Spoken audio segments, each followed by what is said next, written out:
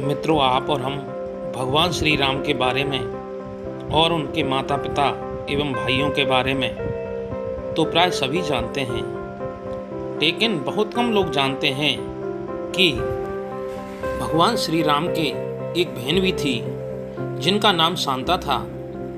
वे आयु में चारों भाइयों से बड़ी थी। उनकी माता कौशल्या थी।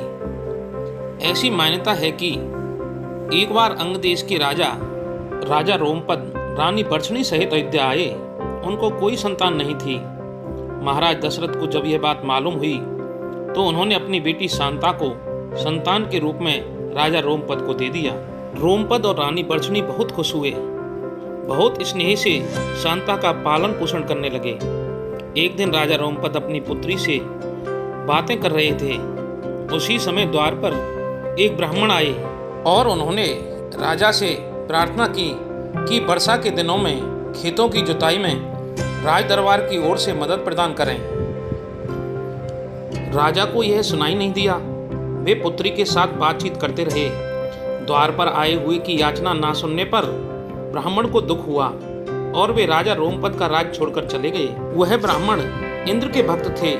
अपने भक्त की ऐसी अनदेखी पर इंद्रदेव राजा रोमपद पर क्रुद्ध हुए और उन्होंने रोमपद के राज्य में वर्षा नहीं की। इससे खेतों में खड़ी फसलें मुरझाने लगीं। इस संकट की घड़ी में रोमपद ऋष्यशृंग ऋषि के पास गए और उपाय पूछा। ऋषि ने बताया कि वे इंद्रदेव को प्रसन्न करने के लिए यज्ञ करें। ऋषि ने यज्ञ किया और खेत खलिहान पानी से भर गए और पुत्री शांता का विवाह ऋष्यशृंग ऋषि से हुआ और वे सुखपूर्वक रहने लगे। बाद में ऋष्यशृंग ऋषि ने ही दशरथ की पुत्र कामना के लिए पुत्र कामेष्टि यज्ञ करवाया।